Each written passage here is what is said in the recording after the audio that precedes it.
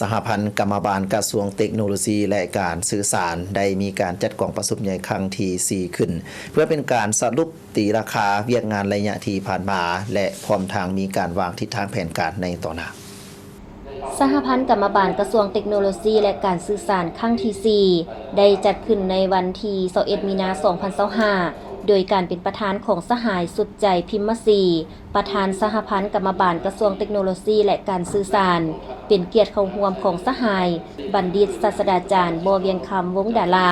กรรมการศูนย์กลางพรรคเลขาคณะบริหารงานพรรครัฐมนตรีกระทรวงเทคโนโลยีและการสื่อสารมีสหายเลศสัญญพรกรรมการศูนย์กลางพรรคประธานสหพันธ์กรรมบาลลาวมีรองรัฐมนตรีประธานสหพันธ์แม่หญิงกระทรวงเลขาสาวหนุ่มกระทรวงคณะพรรคฮักทานแขกรับเชิญและผู้แทนสมบูรณ์เข้าร่วม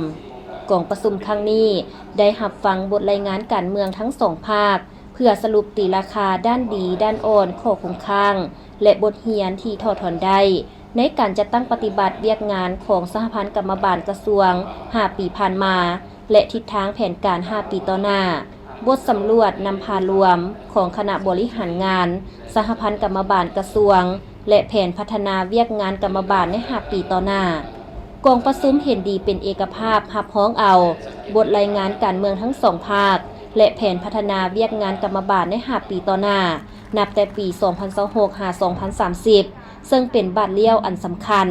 ในการนำพาซี่นำเวียกงานกรรมบาลโดยเฉพาะเวียกงานในขงเขตกระทรวงเทคโนโลยีและการสื่อสารพร้อมเดียวกันนั้น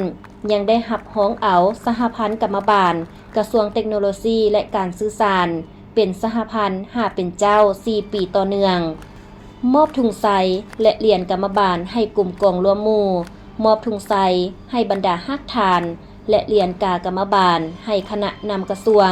คณะบริหารงานสหพันธ์กรรมบาลเป็นเกียรติประดับเหรียญของสหายบัณฑิตศาสตราจารย์บัวเวียงคำวงศ์ดารา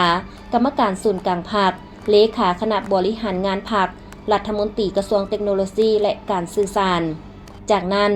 กองประชุมได้ปอนบัตรเลือกเอาคณะบริหารงานสหพันธ์กรรมบาลกระทรวงสุดใหม่มีผู้ลงสมัคร21 สหายเลือกเอา19 สหายผ่านการปอนบัตรเลือกได้